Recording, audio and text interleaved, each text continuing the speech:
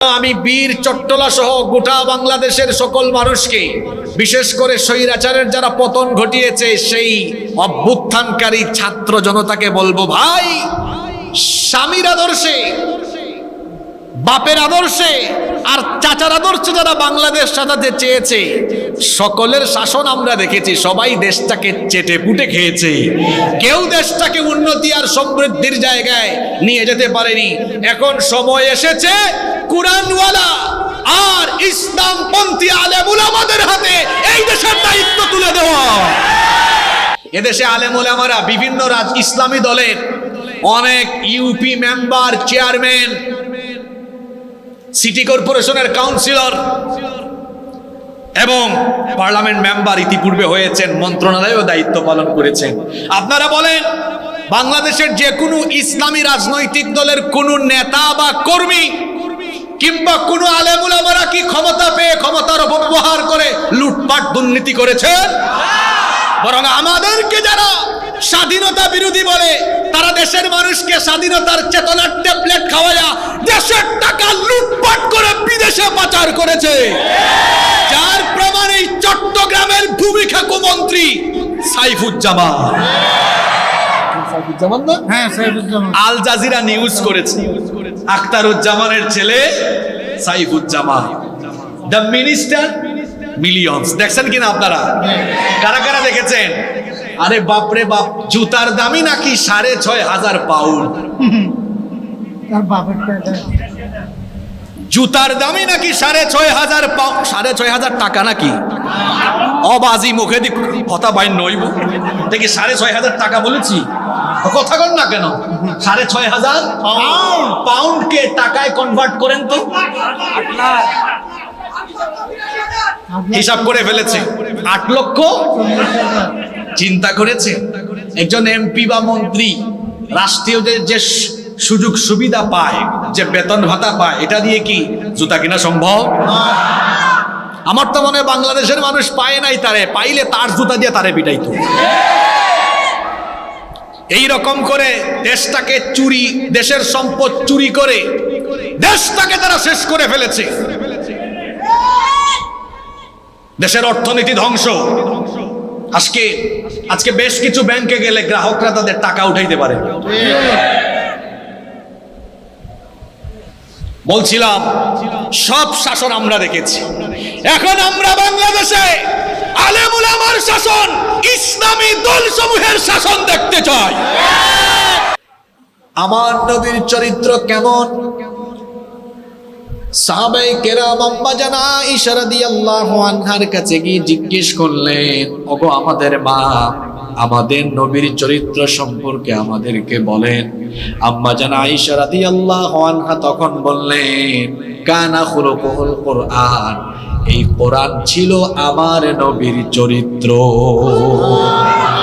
এই কোরআনে আমার নবীর চরিত্র সম্পর্কে বলা হলো। রব্বুল আলামিন বললেন, ওয়া ইন্নাকা লাআলা খুলুকিন আযীম, আর নিশ্চয়ই আপনি নৈতিকতার মানদণ্ডে এক পুতু পবিত্র আদর্শের উপরে সুপ্রতিষ্ঠিত। সুবহানাল্লাহ। এখানে আল্লাহ তার নবীর চরিত্র বর্ণনায় তার নিজের একটি সিফাতি নাম, গুণবাচক নাম আল্লাহ ডেডিকেট করে দিয়েছেন। আযীম হচ্ছে আল্লাহর নাম। আযীম কার নাম? আরবিতে আযীম শব্দের অর্থ হলো, এটা এত ব্যাপক, এত গভীর, যার চাইতে বেশি গভীরতা, ব্যাপকতা আর থাকতে পারে না। আল্লাহ তার নবীর চরিত্রের ব্যাপারে আযীম শব্দ এজন্য দিয়েছেন যে নবীকে এমন চারিত্রিক পূর্ণতা দেওয়া হয়েছে, এই চরিত্রের উপরে আর কোনো চরিত্রই হতে পারে না। সুবহানাল্লাহ। আল্লাহ তার নবীর চরিত্র বর্ণনায় তার নিজের নাম যেমন দিলেন, ঠিক তেমনি ভাবে কোরআনে কারীম সম্পর্কে বলতে গিয়ে আল্লাহ তাআলা সেখানেও তার নিজের সিফাতি নাম আযীম শব্দ ব্যবহার করলেন। যেমন আল্লাহ তাআলা বললেন, ওয়ালাকাদ আতাইনাকা সাবআম মিনাল মাসানি ওয়াল কুরআনাল আযীম। আর অবশ্যই আমি আপনাকে নিত্য পাঠনীয় শব্দ বাক্য এবং কোরআনে আযীম দান করেছি। নবীর চরিত্র বোঝাতে গিয়ে, বর্ণনা করতে গিয়ে আল্লাহ আযীম শব্দ দিলেন, আবার কোরআনের গুণ বর্ণনা করতে গিয়ে আল্লাহ আযীম শব্দ দিলেন। সেই কোরআন হলো আমার নবীর চরিত্র, বলেছেন কি? এটা হলো প্রিন্টেড কোরআন, আর আমার নবী ছিলেন প্র্যাকটিক্যাল কোরআন। সুবহানাল্লাহ পড়েন। যারা সত্যিকারের আশিক ও রাসূল হতে চাইবে, যারা নবীর সত্যিকারের আদর্শে আদর্শিত হতে চাইবে, তারা কোরআনের রঙে নিজের জীবনকে রাঙিয়ে নেবে।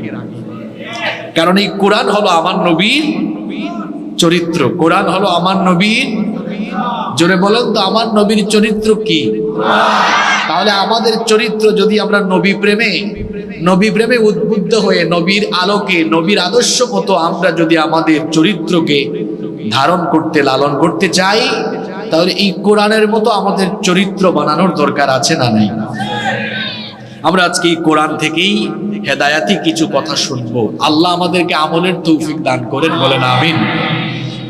সম্মানিত ভাইয়েরা, আমি আপনাদের সামনে কোরআনুল কারীমের 9 নম্বর সূরা, সূরাতু আত-তাওবা এর 111 নম্বর আয়াতে কারীমা তিলাওয়াত করেছি। এই আয়াতে আল্লাহ তাআলা প্রকৃত মুমিনদের পরিচয় তুলে ধরেছেন এবং সেই সকল মুমিনদের পরিণতি কি হবে সেটা আল্লাহ তাআলা অত্যন্ত চমৎকার করে বর্ণনা করেছেন। সুবহানাল্লাহ। বলেন তো দেখি, আমরা সবাই সত্যিকারের মুমিন হতে চাই কি চাই না? আমরা সবাই প্রকৃত মুমিন হতে চাই তো? তাহলে প্রকৃত মুমিন হতে হলে কি করতে হবে? এই আয়াতে তা তুলে দিয়েছেন কে? আবার প্রকৃত মুমিনদের পরিণতি কি হবে সেটাও এই আয়াতে যিনি স্পষ্টভাবে ঘোষণা করেছেন তিনি কে? তাহলে চলেন আমরা এই আয়াত থেকে সরাসরি আলোচনা আরম্ভ করি। কোরআনের তেলাওয়াত করলে সওয়াব হয় না গুনাহ হয়? তাহলে আমরা সওয়াবের নিয়তে আল্লাহর কালাম তিলাওয়াত করতে পারবো না ইনশাআল্লাহ? পড়েন আমার সঙ্গে, আউযু বিল্লাহি মিনাশ শাইতানির রাজীম, বিসমিল্লাহির রহমানির রহিম।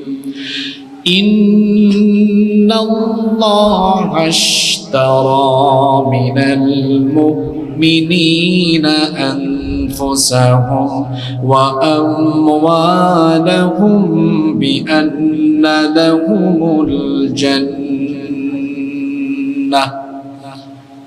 ইন্নাল্লাহা আশতারা, নিশ্চয়ই আল্লাহ ক্রয় করে নিয়েছেন, কিনে নিয়েছেন, খরিদ করেছেন, মিনাল মুমিনিনা, মুমিনদের থেকে, আনফুসাহুম ওয়া আমওয়ালাহুম, তাদের জান এবং মাল। ইন্নাল্লাহা আশতারা মিনাল মুমিনিনা আনফুসাহুম ওয়া আমওয়ালাহুম, নিশ্চয়ই আল্লাহ মুমিনদের কাছ থেকে তাদের জান এবং মাল কিনে নিয়েছেন। আল্লাহর শব্দ চয়নের নমুনা দেখেন, ইশতারা, কিনে নিয়েছেন। বুঝে থাকলে বলেন তো, আল্লাহ মুমিনদের জান মাল কিনবেন না কিনে নিয়েছেন? শব্দটা অতীত না ভবিষ্যৎ? কথা বুঝতেছেন না আপনারা? আল্লাহ কিনে নিয়েছেন, এটা অতীত না ভবিষ্যৎ? যদি ভবিষ্যৎ হতো তাহলে আল্লাহ বলতেন আল্লাহ কিনবেন। আল্লাহ কিনবেন বলেন নাই, বলেছেন নিশ্চয়ই আল্লাহ কিনে নিয়েছেন। তাহলে শব্দটা অতীতের না ভবিষ্যতের? তাহলে বোঝা গেল যে ব্যক্তি মুমিন হবে সে ব্যক্তি তার জানমাল আল্লাহর কাছে বিক্রি করে দিতে হবে। তার মানে ঈমানদার হওয়ার শর্তই হলো নিজের জান এবং মালকে আল্লাহর কাছে সুপর্দ করে দেওয়া, বিক্রি করে দেওয়া। যে ব্যক্তি নিজের জান এবং মালকে আল্লাহর কাছে বিক্রি করতে পারেনি সেই ব্যক্তি এখনো মুমিনের কাতারে আসতে পারে। প্রকৃত অর্থে বলেন তো, আমাদের জান এবং মালের আসল মালিক কে? আপনার জানের মালিক কি আপনি? আপনার জানের মালিক আপনি না বলেই আপনার অজান্তেই পেটে ব্যথা হয়, মাথা ব্যথা হয়, রোগবালাই হয়, আপনার অজান্তেই ঘুম চলে আসে, কারণ এই শরীরের উপরে আপনার নিয়ন্ত্রণ নাই। আপনার শরীরের উপরে নিয়ন্ত্রণ কার? আবার আপনার যে মাল আছে, সম্পদ আছে, এগুলোর প্রকৃত মালিক আপনি নন। যদি সত্যিকারের মালিক আপনি হতেন তাহলে কেউ আপনাকে ফকির বানাতে পারতো না। আপনি সম্পদের মালিক নন বলে আল্লাহ চাইলে সকালবেলার সম্পদশালীকে বিকেলবেলার নিঃস্ব অসহায় ফকির করে দিতে পারেন কি পারেন না? তাহলে জান এবং মালের আসল মালিক কে? আল্লাহ। তাহলে জান মালের আসল মালিক আল্লাহ। আবার আল্লাহ বলতেছেন আল্লাহ সেটা কিনে নিবেন। বিষয়টা কি? বিষয়টা হলো এই, আসলে জান এবং মাল আল্লাহ তাআলা দুনিয়ার ক্ষণস্থায়ী কিছু সময়ের জন্য আমাদের কাছে আল্লাহ এটা আমানত রেখেছেন, আর আমাদেরকে ফ্রিডম অফ চয়েস দিয়েছেন, অর্থাৎ আমাদের ইচ্ছার স্বাধীনতা দিয়েছেন। আমরা চাইলে এই জানমালকে আল্লাহর পথেও ব্যবহার করতে পারবো, আবার চাইলে জান এবং মালকে আল্লাহর নাফরমানের পথেও ব্যবহার করতে পারবো। এখানে ফ্রিডম অফ চয়েস দেওয়া হয়েছে, অর্থাৎ ইচ্ছার স্বাধীনতা আমাদেরকে দেওয়া হয়েছে। পৃথিবীতে মানুষ ছাড়া অন্য কোনো প্রাণীকে আল্লাহ ইচ্ছার স্বাধীনতা দেন নাই। সূর্য কি চাইলেই আগামীকাল উত্তর দিক থেকে উঠতে পারবে? সূর্যের জন্য আইন ফিক্সড করা, কিয়ামতের সিংহাধনের আগ পর্যন্ত পূর্ব দিকে উঠবে, পশ্চিম দিকে ডুবে যাবে, ফিক্সড। আল্লাহর হুকুম ছাড়া বাতাস চালু কিংবা বন্ধ হতে পারবে? আল্লাহর হুকুমে সব চলে, আর সবাই আল্লাহর আইন মানতে বাধ্য। শুধুমাত্র মানুষকে আল্লাহ তার আইন মানতে বাধ্য করেননি।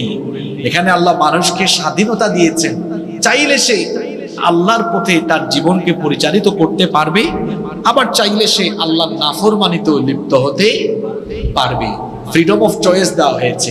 এখন ওই চয়েস পাওয়ার পরে, ইচ্ছার স্বাধীনতা পাওয়ার পরেও যারা মহান রবকে চিনে, মহান রবের আনুগত্য পোষণ করে নিজের জান এবং মালকে আল্লাহর কাছে যারা সুপর্দ করে দেয়, আল্লাহ বলেছেন এরাই হলো সত্যিকারের মুমিন। সুবহানাল্লাহ। এরকম মুমিন হতে চাই কি চাই না? যারা তাদের জান এবং মালকে আল্লাহর কাছে বিক্রি করে দেয়, আল্লাহর সন্তুষ্টির উদ্দেশ্যে যারা নিজেদেরকে আল্লাহর কাছে বিক্রি করে দেয়, তারা আল্লাহর প্রিয় বান্দা, এবং এরাই হলো সত্যিকারের মুমিন।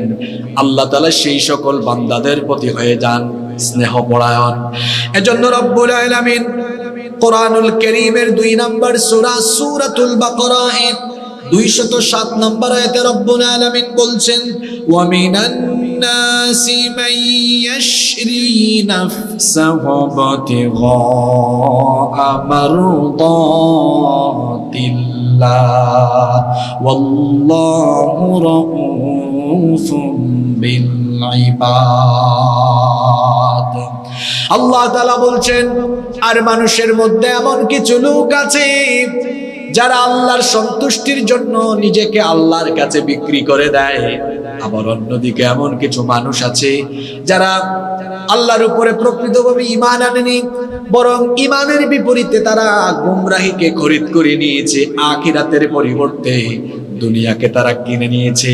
এদের সম্পর্কে রব্বুল আলামিন কোরআনুল কারীমের 2 নম্বর সূরা সূরাতুল বাকারা 175 নম্বর আয়াতে বলেছেন, উলাইকাল্লাযীনা ইশতারাবু দালালাতা বিল হুদা ওয়াল আযাবা বিল মাগফিরা ফামা আসবারহুম আলান নার।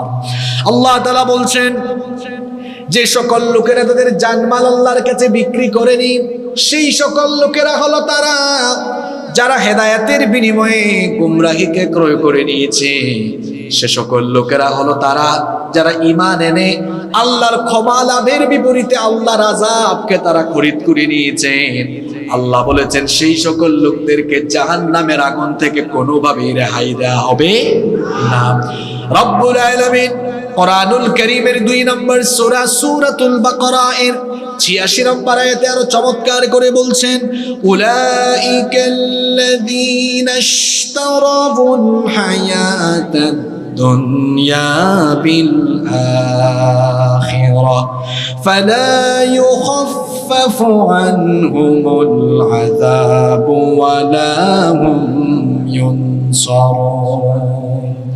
যারা তাদের জান এবং মালকে আল্লাহর কাছে বিক্রি করে দিতে পারেনি, সেই সকল লোকেরা হলো তারা যারা আখিরাতের বিনিময়ে দুনিয়ার জীবনকে ক্রয় করে নিয়েছে। এরা আখিরাতের চাইতে দুনিয়ার জীবনকে বেশি প্রাধান্য দিয়েছে। এরা তাদের জান আর মাল দুনিয়ার মোহে, দুনিয়ার লোভে, দুনিয়াবি স্বার্থে এগুলো তারা জান এবং মালকে তারা পরিচালিত করছে। কিন্তু সত্যিকারের মুমিন যারা জান এবং মালকে আল্লাহর কাছে বিক্রি করে দেয় তারা। আর সত্যিকারের মুমিন হতে হলে জান এবং মালকে বিক্রি করে দিতে হবে যার কাছে, তিনি কি? এজন্য আল্লাহ সূরা তাওবার 111 নম্বর আয়াতের শুরুতেই বললেন, ইন্নাল্লাহা আশতারা মিনাল মুমিনিনা আনফুসাহুম ওয়া আমওয়ালাহুম বিআন্না লাহুমুল জান্নাহ। নিশ্চয়ই মুমিনদের কাছ থেকে আল্লাহ তাদের জান এবং মালকে খরিদ করে নিয়েছেন। আপনারা বলেন তো, চট্টগ্রামের মানুষ কারো কাছ থেকে কোনো জিনিস কিনলে বিনিময় দিতে হয় কি হয় না? আমি পিছন থেকে কোনো আওয়াজ পাচ্ছি না। কারো কাছ থেকে কোনো জিনিস ক্রয় করলে বিনিময় দিতে হয় কি হয় না? আমাদের বাংলাদেশে বিনিময় এর মাধ্যম হলো মুদ্রা, যেটাকে আমরা টাকা বলি। আপনি ফোন কোথাও থেকে কিনলে, ক্রয় করলে বিনিময় হিসাবে কি পেইড করবেন? টাকা, মানি পেইড করবেন। এখন বান্দা তার জান এবং মাল যে আল্লাহর কাছে দিয়ে দিচ্ছে, বিক্রি করে দিচ্ছে, আল্লাহ এটা ক্রয় করছেন, আল্লাহ কি বিনিময় দিবেন না? আচ্ছা বলেন তো, আমার আপনার বিনিময়ের মতো, দুনিয়ার বিনিময়ের মতো কি আল্লাহর বিনিময় হবে? আল্লাহর বিনিময় তার চাইতে আরো অধিক উত্তম হবে কি হবে না? আল্লাহ এবার বলছেন, শোনো, তোমাদের জান এবং মালকে কিনে নেওয়ার পরে বিনিময় হিসেবে তোমাদেরকে কি দিব? বিআন্না লাহুমুল জান্নাহ, ওই মুমিনদের জন্য আমি জান্নাত দান করে দিব। তাহলে বলেন, আল্লাহ মুমিনদের কিনে নিয়েছেন কয়টা জিনিস? আওয়াজ তো হয় না। কয়টা জিনিস? এক, বলেন। এক, জান। দুই, এই জান আর মাল হলো পণ্য। আল্লাহ তাআলা এই আয়াতে আল্লাহর উপরে বান্দার ঈমানকে এটা ব্যবসায়িক চুক্তির মতো করে একটা তুলনা করেছেন বা উপমা পেশ করেছেন। ব্যবসায় যেমন ক্রেতা বিক্রেতার পণ্য বিনিময় থাকে, এখানে আল্লাহ আর বান্দার ঈমানের সম্পর্কটাকে আল্লাহ তাআলা ব্যবসায়িক চুক্তির ওই সম্পর্কের সাথে তুলনা করলেন বা উপমা এভাবেই আল্লাহ পেশ করলেন, যেখানে বিক্রেতা বান্দা আর ক্রেতা হচ্ছেন স্বয়ং আল্লাহ। আরো আসতে বলেন সুবহানাল্লাহ। যেখানে বিক্রেতা হলো বান্দা আর ক্রেতা হলেন আল্লাহ। পণ্য হলো বান্দার জান আর মাল, বিনিময় হলো আল্লাহর জান্নাত। সুবহানাল্লাহ। এই যে বান্দা তার জান মাল আল্লাহর কাছে বিক্রি করে দিচ্ছে, এই যে আল্লাহর সাথে বান্দার ঈমানের সম্পর্ক, এটা যেন একটা ব্যবসায়িক সম্পর্কের মতো। কোরআন বুঝার একটা মজা হলো, কোরআনের এক আয়াতের তাফসীর অন্য আয়াতে পাওয়া যায়। সুবহানাল্লাহ। বান্দার সাথে আল্লাহর এই যে কেনা বেচার এই সওদা, কেনা বেচার এই সম্পর্ককে আল্লাহ অন্য সূরার অন্য আয়াতে বলেছেন এটা আল্লাহর আর বান্দার বরকতময় ব্যবসা। কোরআনে কারীমের 61 নম্বর সূরা, সূরাতুস সাফের 10 নম্বর আয়াতে আল্লাহ তাআলা আল্লাহর সাথে বান্দার এই জান মাল কেনা বেচার সম্পর্ককে বরকতময় ব্যবসা বলে অভিহিত করলেন। আল্লাহ তাআলা বললেন, ইয়া আইয়ুহাল্লাযীনা আমানু হাল আদুল্লুকুম আলা তিজারাতিন তুনজিকুম মিন আযাবিন আলীম। আল্লাহ তাআলা বললেন, ইয়া আইয়ুহাল্লাযীনা আমানু, হে ঈমানদারেরা। আমরা ঈমানদার না বেঈমান? এটাও জোরে বলতে পারলেন না। আমরা ঈমানদার না বেঈমান? আল্লাহ আপনি সাক্ষী থাকেন, আমরা ঈমানের ঘোষণা দিয়েছি, আপনি আমাদের ঈমানকে কবুল করে নেন। বলেন আমিন। আল্লাহ এখানে আমাদেরকে লক্ষ্য করে বলছেন, হে ঈমানদারেরা, হাল আদুল্লুকুম আলা তিজারা, আমি কি তোমাদেরকে এমন একটি ব্যবসার সন্ধান দেব না যেই ব্যবসা করলে পরে তুনজিকুম মিন আযাবিন আলীম, এই ব্যবসার কারণে রব্বুল আলামিন কিয়ামতে আখিরাতে তোমাদেরকে কঠিন আযাব থেকে বাঁচিয়ে দিবে। আমরা আল্লাহর কাছে জানতে চাইলাম, আল্লাহ সেই ব্যবসাটা কি চালের ব্যবসা না গমের ব্যবসা, পেঁয়াজের ব্যবসা না হার্ডওয়্যারের ব্যবসা? আল্লাহ এবার বলছেন, বান্দারে শোন, আমার সঙ্গে তোর ব্যবসাটা হবে কিসে? এবার ব্যবসায়িক সেই পদ্ধতির কথা শোনান। আল্লাহ তাআলা বলছেন ব্যবসাটা হলো এই রকম, তুমিনুনা বিল্লাহি ওয়া রাসূলিহি ওয়া তুজাহিদুনা ফি সাবিলিল্লাহি বিআমওয়ালিকুম ওয়া أنفسكم ذلكم خير لكم إن كنتم تعلمون। আল্লাহ তাআলা বলছেন সেই ব্যবসা হলো তোমরা আল্লাহ আর তার রাসূলের উপর ঈমান আনয়ন করবে, এরপরে তোমরা তোমাদের জান এবং মাল দিয়ে আল্লাহর পথে জিহাদ করবে। এই জান আর মাল যদি আল্লাহর রাহে দিতে পারো তাহলে এটা হবে তোমাদের উত্তম ব্যবসা। যালিকুম খায়রুল লাকুম ইন কুনতুম তা'লামুন, এটা হবে তোমাদের জন্য অতীব কল্যাণকর যদি তোমরা সেটা উপলব্ধি করতে পারো। আল্লাহ বলছেন, বান্দারে তুমি যদি তোমার জান আর মাল আমার প্রতি উৎসর্গ করে দিয়ে সত্যিকারের মুমিন হয়ে যদি এই বরকতময় ব্যবসাটি করতে পারো তাহলে আমি তোমাকে 3টি পুরস্কার দান করব। বলেন তো আল্লাহর সাথে এই বরকতময় ব্যবসার ফলাফল হিসাবে আল্লাহ আমাদেরকে পুরস্কার দিবেন মোট কয়টা? আস্তে বলবেন না, জোরে বলেন, পুরস্কার মোট কয়টা? এবার শুনেন আল্লাহ সেই পুরস্কারগুলোর কথা বলছেন। يغفر لكم ذنوبكم ويدخلكم جنات تجري من تحتها الأنهار ومساكن طيبة في جنات عدن ذلك الفوز العظيم وأخرى تحبونها نصر من الله وفتح قريب وبشر المؤمنين।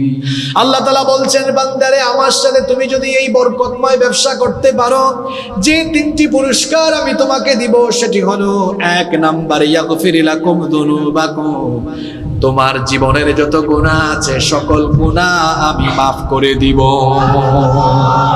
2 নাম্বার পুরস্কার হলো ওয়ায়ুদখিলকুম জান্নাতিন তাজরি মিন তাহতিহাল আনহার ওয়া মাসাকিনা তাইয়িবাতান ফি জান্নাতি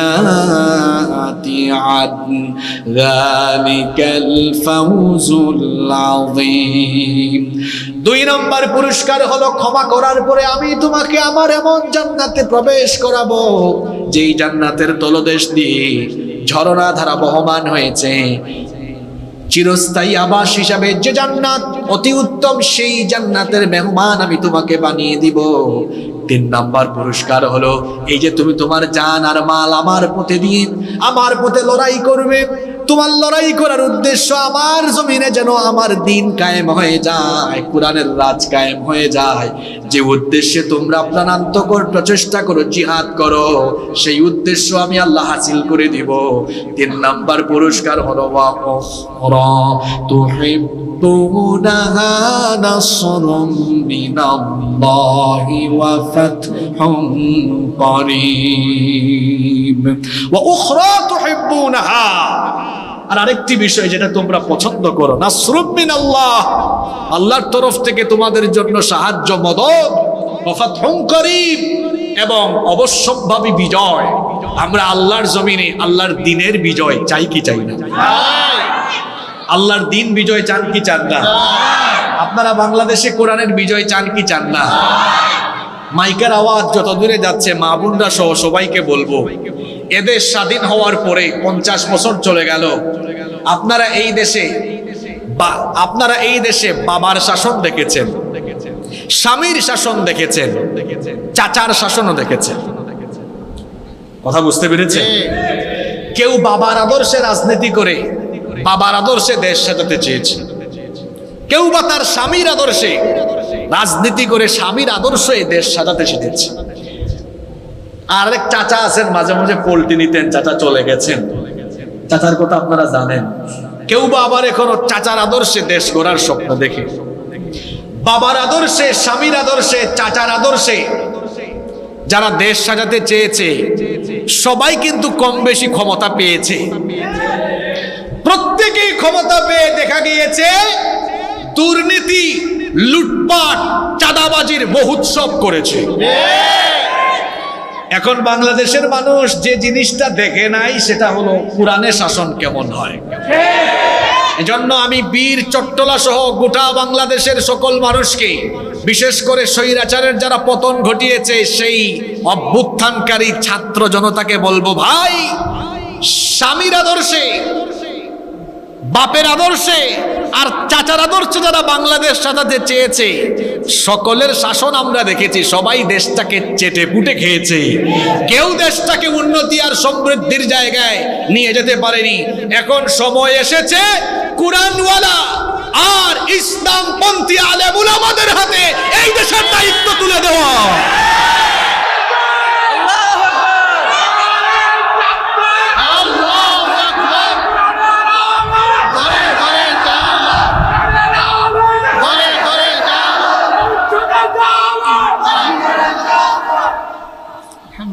আপনারা কোরআনের শাসন চান তো? আপনারা বাপের শাসন দেখছেন না? কথা বলতে ভয় পান নাকি? আমি এরকমই। আপনারা যারা আমাকে আগে থেকে চিনেন, আমি স্বৈরাচারের আমলেও এরকম সাফ সাফ স্পষ্ট কথা বলেছি। স্বামীর শাসন দেখেন নাই, বাপের শাসন দেখেন নাই, চাচার শাসন দেখেন নাই। সবাই তো চুরি কম হোক বেশি হোক করেছে কিনা? এদেশে আলেম ওলামারা বিভিন্ন ইসলামী দলের অনেক ইউপি মেম্বার, চেয়ারম্যান, সিটি কর্পোরেশনের কাউন্সিলর এবং পার্লামেন্ট মেম্বার ইতিপূর্বে হয়েছেন, মন্ত্রণালয়েও দায়িত্ব পালন করেছেন।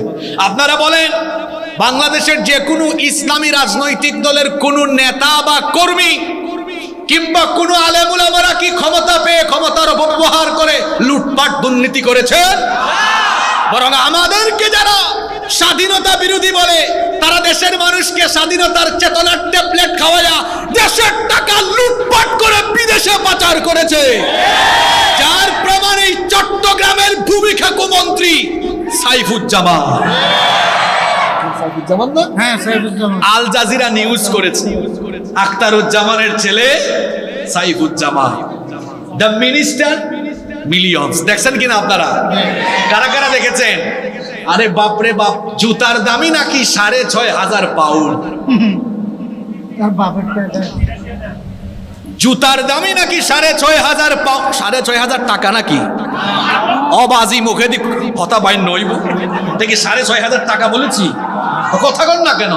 6,500 পাউন্ডকে টাকায় কনভার্ট করেন তো। হিসাব করে ফেলেছে 8 লক্ষ। চিন্তা করেছে একজন এমপি বা মন্ত্রী রাষ্ট্রীয় যে সুযোগ সুবিধা পায়, যে বেতন ভাতা পায়, এটা দিয়ে কি জুতা কিনা সম্ভব? আমার তো মনে হয় বাংলাদেশের মানুষ পায় নাই, তারে পাইলে তার জুতা দিয়ে তারে পিটাইতো। এই রকম করে দেশটাকে চুরি, দেশের সম্পদ চুরি করে দেশটাকে তারা শেষ করে ফেলেছে। দেশের অর্থনীতি ধ্বংস। আজকে বেশ কিছু ব্যাংকে গেলে গ্রাহকরা তাদের টাকা উঠাইতে পারে। বলছিলাম সব শাসন আমরা দেখেছি। এখন আমরা বাংলাদেশে আলেম উলামার শাসন, ইসলামী দল সমূহের শাসন দেখতে চাই। কারা কারা চান দুহাত তুলে আল্লাহকে দেখা।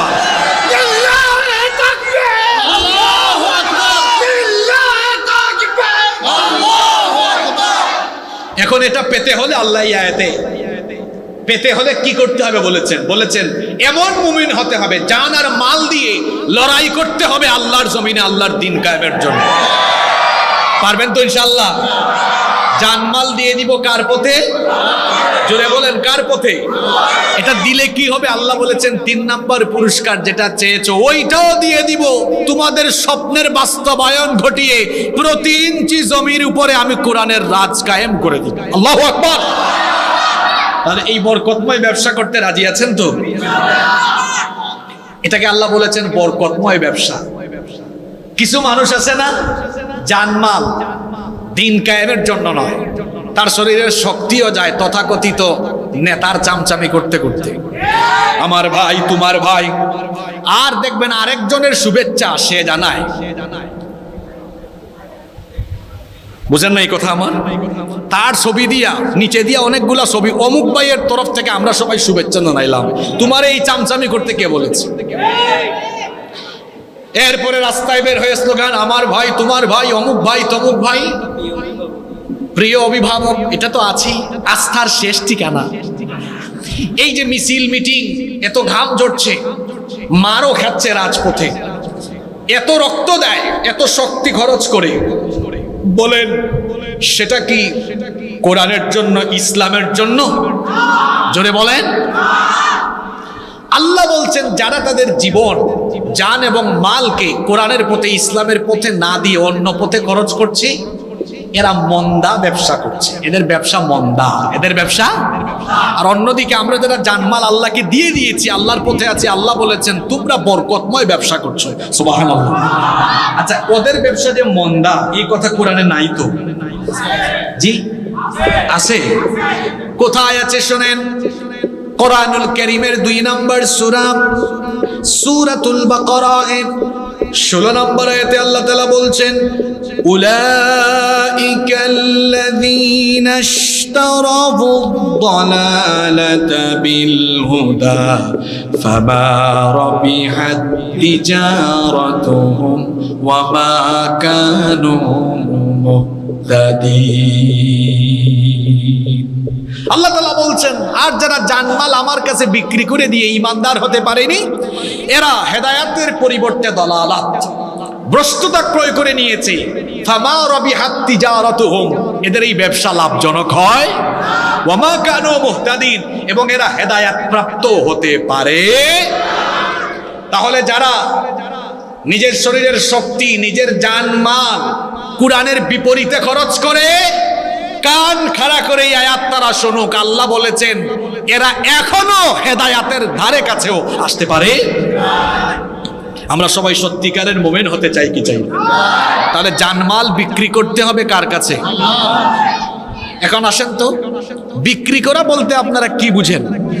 মনে করেন এই ফোন আপনারা শুনতেছেন তো, গভীর কথাবার্তা শুরু হয়েছে, কান লাগান। এই ফোন মনে করেন আমার ভাইয়ের ছিল, তিনি আমার কাছে বিক্রি করে দিলেন। এখন বিক্রি করার পরে এই ফোন কি তিনি আর তার মতো ব্যবহার করতে পারবেন, নাকি আমার মতো ব্যবহার হবে? আমার মতো ব্যবহার হবে। এখন আপনি আমি যদি আমার জান আর মাল আল্লাহর কাছে বিক্রি করে দিই, তাহলে এই জান মাল কি আমাদের নিজের ইচ্ছায় পরিচালিত হবে না আল্লাহর ইচ্ছায়? কথা বুঝতে হবে। আপনি জানমাল আল্লাহর কাছে বিক্রি করে দিলে তখন আপনাকে এই ফিলিংস ধারণ করতে হবে, আমার জান, আমার শক্তি সামর্থ্যের সবটুকু আল্লাহর জন্য, রসুলের জন্য। আমার মাল সম্পদ সব খরচ হবে শুধুমাত্র দ্বীন কায়েমের উদ্দেশ্যে। এই রকম করে যদি আমি আমার জান আর মালকে আল্লাহর কাছে বিক্রি করে দিতে পারি, তাহলে ফলাফল কি হবে? আল্লাহ বলেছেন, বিআন্না লাহুমুল জান্নাহ, তোমাদের জন্য রেখেছি জান্নাত। এবার জান্নাতের ধরনটা কেমন, জান্নাতটা কেমন, আর আমাদের মাল সম্পদ কেমন বুঝাই আমি আপনাদেরকে। বলেন তো, আমাদের জানার মাল ক্ষণস্থায়ী না চিরস্থায়ী? বলেন, জান মাল ক্ষণস্থায়ী না চিরস্থায়ী? এবার বলেন তো দেখি, জান্নাত ক্ষণস্থায়ী না চিরস্থায়ী? যে ব্যক্তি জান্নাতে যাবে, খালিদিনা ফিহা আবাদা, চিরকাল সে সেখানে থাকবে, জান্নাত থেকে আর বের হবে না। তাহলে সম্পদ এবং মাল মাল সম্পদ জান হলো ক্ষণস্থায়ী, কিন্তু বিপরীতে জান্নাত হলো চিরস্থায়ী। আমরা যদি আমাদের দুনিয়ার ক্ষণস্থায়ী জান আর মাল আল্লাহর কাছে বিক্রি করে দিতে পারি, রব্বুল আলামিন বলছেন বিনিময়ে বান্দা আমি তোমাকে আমার চিরস্থায়ী জান্নাতের মালিক বানিয়ে দিব। এখন চিরস্থায়ী সেই জান্নাতের মালিক হতে হলে জানমাল দিয়ে কি করতে হবে? এবার আল্লাহ পরের অংশে বলছেন ইউকাতিলুনা ফি সাবিলিল্লাহি ফায়াকতুলুনা ওয়া ইউকতালুন। সেই চিরস্থায়ী জান্নাতের মালিক হতে হলে ক্ষণস্থায়ী জান আর মাল দিয়ে ইউকাতিলুনা ফি সাবিলিল্লাহ, সেই সকল মুমিনেরা লড়াই করবে কার পথে? ঈমানদার যারা আল্লাহর পথে লড়াই করে তারা। এজন্য আল্লাহ তাআলা কোরআনুল কারীমের 4 নম্বর সূরা সূরাতুন নিসা এর 76 নম্বর আয়াতে বলেছেন আল্লাযীনা আমানু ইউকাতিলুনা ফি সাবিলিল্লাহ। যারা ঈমানদার তারা আল্লাহর পথে লড়াই করে। ঈমানদার যারা আল্লাহর পথে লড়াই করে তারা, আর আল্লাহর পথে লড়াই করে যারা, আল্লাহর পছন্দের বান্দা হলো তারা। সুবহানাল্লাহ। এজন্য আল্লাহ তাআলা কোরআনে কারীমের 61 নম্বর সূরা সূরাতুস সাফের 4 নম্বর আয়াতে বলেছেন ইন্নাল্লাহা ইউহিব্বুল্লাযীনা ইউকাতিলুনা ফি সাবিলিহি সাফফান কাআন্নাহুম বুনয়ানুম মারসুস। নিশ্চয়ই যারা আল্লাহর পথে সীসা ঢালা প্রাচীরের মতো ঐক্যবদ্ধ হয়ে লড়াই করে, তাদেরকে যিনি পছন্দ করেন তিনি কে? তাহলে ঈমানদার যারা আল্লাহর পথে লড়াই করে তারা, আল্লাহর পথে লড়াই করে যারা, আল্লাহর পছন্দের বান্দা হলো তারা। আমরা আল্লাহর পছন্দের বান্দা হতে চাই কি চাই না? তাহলে আমরা লড়াই করব নেতা নেত্রীর পথে না আল্লাহর দ্বীন কায়েমের পথে? আল্লাহ বলতেন ঈমানদারেরা আমার পথে লড়াই করে, আর আরেক শ্রেণীর মানুষ আছে যারা লড়াই করে তাগুতের পথে। ওয়াল্লাযীনা কাফারু ইউকাতিলুনা ফি সাবিলিত তাগুত। আর যারা নাফরমান, যারা আল্লাহর সাথে নাফরমানি করে কুফরি করে, তারা তাগুতের পথে লড়াই করে। বলেন তো ঈমানহীন বেঈমান যারা, তারা লড়াই করে কার পথে? জোরে বলেন কার পথে? তাগুতের পথে। তাগুতের পথে। কার পথে? আমরা ঈমানদাররা লড়াই করি কার পথে? আর যারা জানমাল আল্লাহর কাছে বিক্রি করে নাই তারা লড়াই করে কার পথে? এখন প্রশ্ন হলো তাগুত কারা? আল্লাহর জমিনে কুরআনের আইনের বিপরীতে অবস্থান নেয় যারা, তাগুত হলো তারা। যেমন ফেরাউন আল্লাহর আইনের বিপরীতে ছিল, এজন্য আল্লাহ মুসা নবীকে বলেছেন ইযহাব ইলা ফিরাউন ইন্নাহু তাগা। মুসা ফেরাউনের কাছে যান, কারণ সে তাগা, সীমা লঙ্ঘনকারী তাগুত, তার কাছে আপনি যান। তাহলে বোঝা গেল আল্লাহর আইনের বিপরীতে, আল্লাহর আইনের বিপরীতে যে কোনো আইনের বাস্তবায়ন, যে কোনো আইনের কায়েম ঘটাতে চায় যারা, তাগুত হলো এই রকম। তাগুত অবশ্য আমার সমাজে এবং দেশে নাই। এখন শুনেন গো ভাই, এখন কিন্তু কথা গিয়ে আপনার দিলের মধ্যে হিট করবে, জবাব দেওয়া লাগবে না, শুধু নিজের বিবেককে এখন প্রশ্ন করবেন। আল্লাহ বলছেন তুমি যদি সত্যিকারের ঈমানদার হতে চাও, তাহলে আমার এই জমিনে আমার আইনের বিপরীতে বাপ, চাচা, স্বামী আর পিতার আদর্শ যারা কায়েম করে, আগে তাদের সঙ্গে সম্পর্ক তালাক দিয়ে আসো, সম্পর্ক বাদ দিয়ে আসো। আল্লাহ তাআলা কি বলছেন এবার শুনেন। ঈমান এটা এত সহজ বিষয় না। আল্লাহ বলছেন আগে ওই তাগুতের সাথে সম্পর্ক তালাক দাও, এটা বয়কট করো, কাট আপ করো। আল্লাহ কি বলছেন শুনেন, ফামান ইয়াকফুর বিত-তাগুত ওয়া ইউমিন বিল্লাহি ফাকাদ ইসতামসাকা বিল উরওয়াতিল ওয়াসকা লা ইনফিসামা লাহা ওয়াল্লাহু সামিউন আলীম। আল্লাহ তাআলা বলছেন, যে ব্যক্তি তাগুতের সাথে সম্পর্ক কাটাপ করে, তাগুতকে অস্বীকার করে, তাগুতের সাথে কুফরি করে এবং এরপরে আল্লাহর উপরে ঈমান আনে, সে এমন এক মজবুত রশি ধারণ করলো যা কখনো ছিন্ন হবার নয়। আর তাগুতের সাথে সম্পর্ক ছিন্ন করে জানমাল আল্লাহর কাছে বিক্রি করে দিয়ে ঈমানদার হয় যারা, কোরআনে আল্লাহ বলেছেন আল্লাহর ওলি হলো তারা। আপনাদেরকে এদেশের কিছু মাজার পূজারি শিখিয়েছে, পীর হতে গেলে মাজার লাগবে, খানকা লাগবে। আর আল্লাহ শিখিয়েছেন আল্লাহর ওলি হতে হলে কি করা লাগবে। দেখেন এর পরের আয়াত, আল্লাহ বলছেন আমার ওলি হতে হলে তাগুতের সাথে সম্পর্ক কাটাপ করে আসতে হবে। যদি আসতে পারো তাহলে কি হবে? আমি সেই সকল ইমানদারদেরকে আমার ওলি বানিয়ে নিব। আল্লাহ পরের আয়াতে বললেন, আল্লাহু ওয়ালিয়ুল্লাযীনা আমানু ইউখরিজুহুম মিনায-যুলুমাতি ইলান নূর। ইমানদার যারা, আল্লাহর ওলি হলো তারা।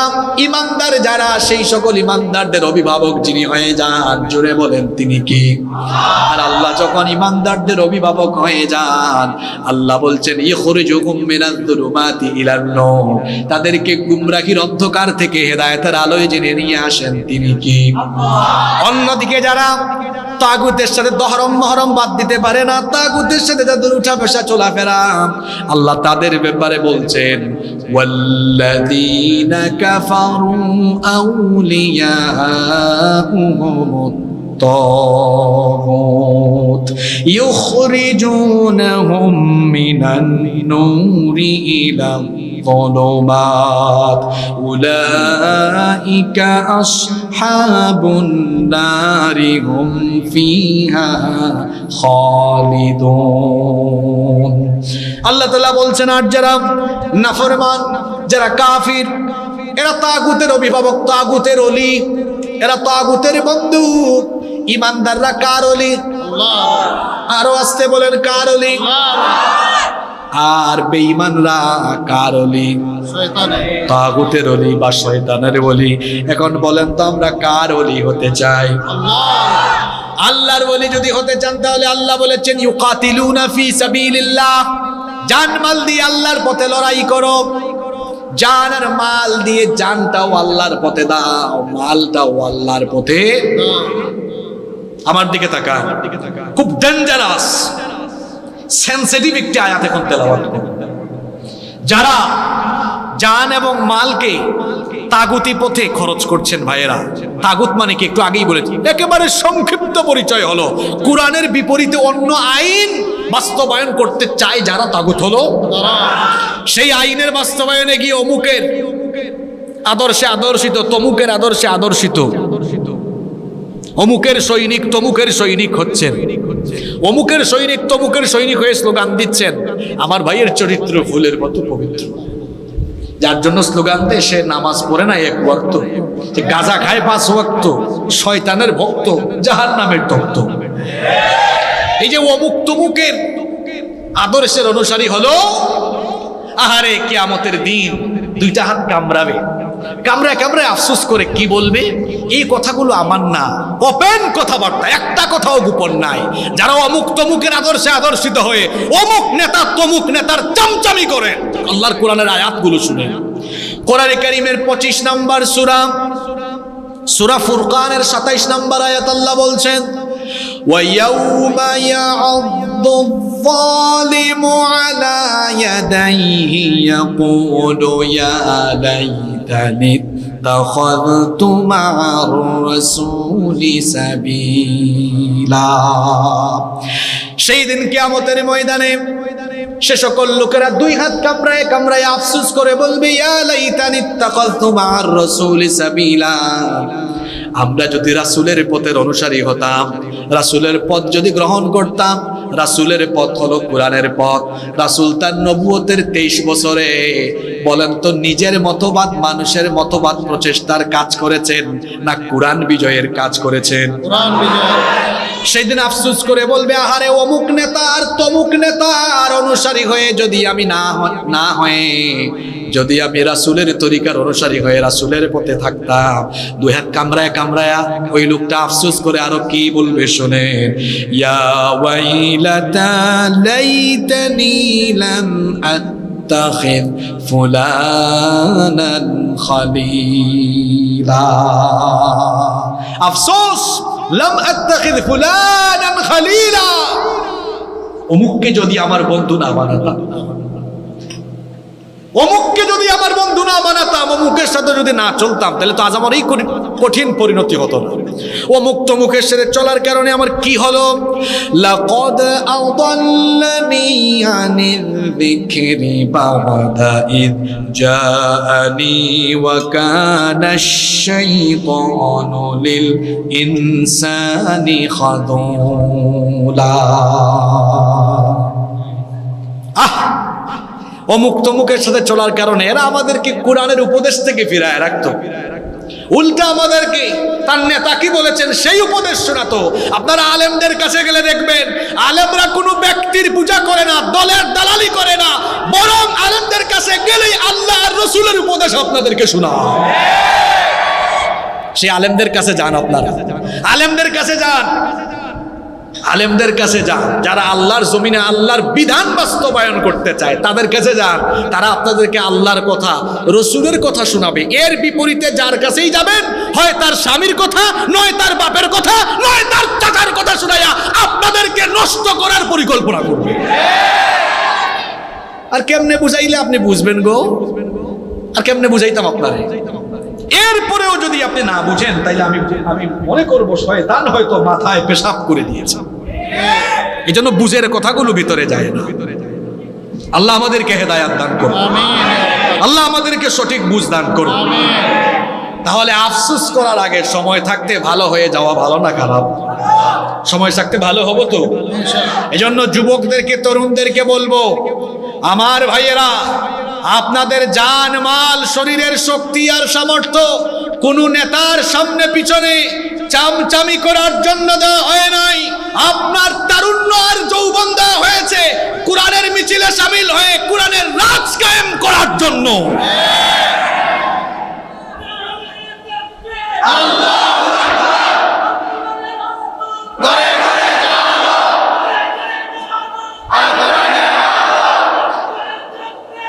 আজকের আলোচনার সাথে মিলাইয়া স্লোগান দেন না, এসো সবাই দলে দলে আল কোরআনের দেন, এইটা স্লোগান দেন।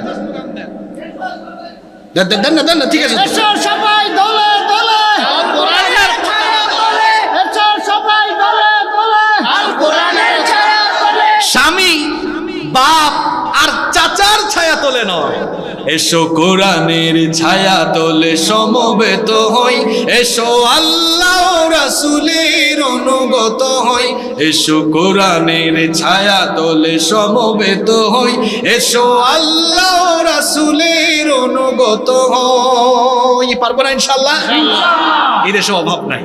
আমি আজকে রাজশাহী থেকে ফিরলাম। উত্তরবঙ্গ প্রতি বছর বহুবার যাওয়া হয়। এদেশে এত সম্পদ।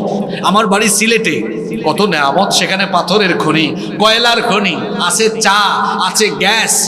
আর আপনি সারা দেশ ঘুরে দেখবেন, এই যে চট্টলায় আল্লাহ এত নেয়ামত দিয়েছেন, সাগরের মাছ আছে। ওইদিকে চলে যান, দক্ষিণ চট্টগ্রামের দিকে লবণ আছে, চিংড়ি আছে, মহেশখালীর পান আছে, আরো যে কত কিছু আছে। আপনি উত্তরবঙ্গ গেলে দেখবেন দু চোখ যেদিকে যায় শুধু সবুজ আর সবুজ, ফসলের সমারোহ। আর এদেশের জমিনে আল্লাহ এমন উর্বরতা শক্তি দিয়েছেন, মানুষ যা ফেলে তাই হয়ে যায়। সুবহানাল্লাহ। সম্পদের অভাব আছে? সম্পদের অভাব নাই, শুধু আছে ভালো মানুষের অভাব। ভালো মানুষের অভাব আছে বলে এদেশের জাতির ঘাড়ে ঋণের বোঝা তারা যত চাপিয়েছে, তার চেয়ে বেশি তারা চুরি করে বিদেশে নিয়ে গেছে। তাহলে বোঝা গেল ভালো মানুষের সম্পদ আছে। শুধু এই সম্পদকে কাজে লাগানোর জন্য আর মানুষের মধ্যে ইনসাফ ভিত্তিক সুষম বন্টন নীতি কায়েমের জন্য আল্লাহওয়ালা সৎ মানুষদেরকে রাষ্ট্র ক্ষমতায় শুধু বাংলাদেশে প্রয়োজন আছে। এই জিনিসটা যদি হয়ে যায়, আমরা আল্লাহর আইন চাই আর সৎ লোকের শাসন চাই। আমরা চাই কি চাই না? এটা যদি আমরা বাস্তবায়ন ঘটাতে পারি, বাংলাদেশ বদলে যাবে ইনশাআল্লাহ। আল্লাহ বলছেন সত্যিকারের মুমিন হতে চাও তো জান আর মাল দিয়ে লড়াই করতে হবে কার পথে? আরো জোরে বলেন, কার পথে? তো লড়াই করলে, আল্লাহর জমিনে আল্লাহর দিন কায়েমের চেষ্টা করলে বাধা বিপত্তি, কিছু মার খাওয়া, জেলে যাওয়া কিংবা শহীদ হওয়া, এই পরিস্থিতি আসতে পারে কি পারে না? আমার নবী যখন এই কাজ আরম্ভ করলেন, নবীজি এবং তার সাথে সাহাবীরা কি ফুলের মালা পেয়েছেন নাকি রক্ত দিয়েছেন? জোরে বলেন।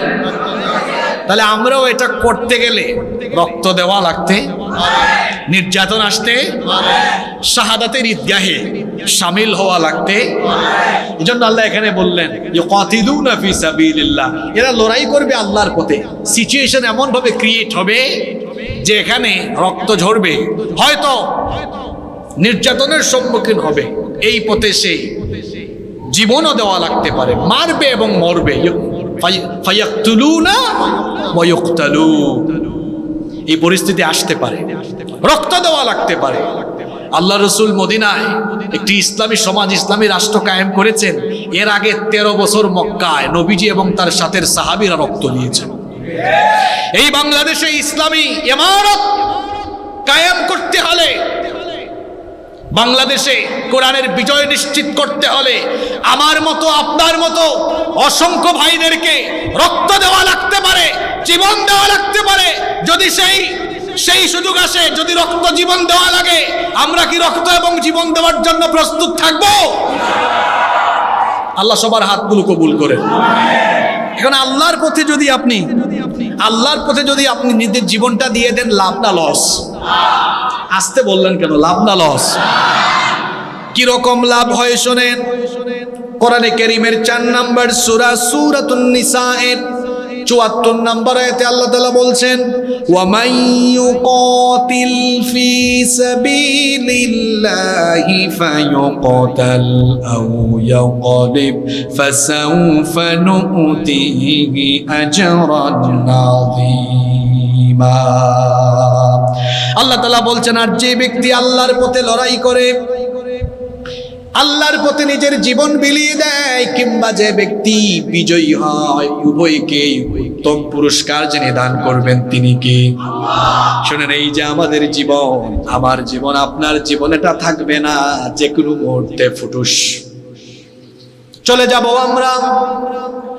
কোন রোগে, অসুখে, বিসুখে আক্রান্ত হয়ে মারা গেলে, কিংবা স্বাভাবিক মৃত্যু হলে, মারা যাওয়ার পরে হিসাব আছে, বিচার আছে। কিন্তু একটা মওত হলো আল্লাহর কাছে সবচাইতে দামি মওত, মর্যাদার মওত, সেটা হলো শহীদি মওত। যে ব্যক্তি আল্লাহর দ্বীনের জন্য জীবন দেয়, আল্লাহ ওই ব্যক্তির কাছ থেকে কোনো বিচার করেন না, হিসাব নেন না। বিনা বিচারে, বিনা হিসাবে আল্লাহ তাকে জান্নাত দিয়ে দেয়। এখন বলেন তো, সেই সবচাইতে শ্রেষ্ঠ মওত, শাহাদাতের মওতের জন্য হৃদয়ে তামান্না থাকার দরকার আছে না নাই? যাকে তাকে আল্লাহ শহীদ হিসাবে গ্রহণ করবেন না। শহীদ হিসাবে আল্লাহর কাছে কবুল হতে হলে জান এবং মালকে আল্লাহর কাছে বিক্রি করে দিতে হবে। জান মাল আল্লাহর কাছে বিক্রি করে দিলে শাহাদাতের দরজা, শাহাদাতের রাস্তা যিনি আপনার জন্য তৈরি করে দিবেন তিনি কি? আর যে ব্যক্তি শহীদ হয় তার কত মর্যাদা শোনেন। তিরমিজি শরীফের বর্ণনায় হাদিস এসেছে, আল্লাহর রাসূল বলেছেন, লিশ-শাহীদি ইনদাল্লাহি সিত্তু খিসাল, আল্লাহর দরবারে শহীদের 6টি মর্যাদা রয়েছে। নাম্বার 1, 1 নাম্বার, ইউগফারু লাহু ফি আউয়ালি দাফাতিন, কোন ব্যক্তি যখন শহীদ হয়, তার শরীর থেকে যখন প্রথম রক্তের ফোঁটা বের হয়, প্রথম রক্তের ফোঁটা বের হওয়ার সঙ্গে সঙ্গে আল্লাহ তার সারা জীবনের গুনাহগুলোকে মাফ করে দেয়। শহীদের রক্ত, শহীদের শরীর থেকে যখন প্রথম রক্তের ফোঁটাটা বের হয়, ওয়া ইয়ারা মাকআদুহু মিনাল জান্নাহ, সঙ্গে সঙ্গে ফেরেশতা তাকে জান্নাতে তার ঠিকানা দেখিয়ে দেয়। আর শহীদেরা মৃত্যুর সময় কোনো মৃত্যুর যন্ত্রণা অনুভব করে না। সকল ব্যক্তি মরার সময়, মৃত্যুর সময় মৃত্যুর যন্ত্রণা উপভোগ করবে। মৃত্যুর ভেতরে যন্ত্রণা আছে না নাই?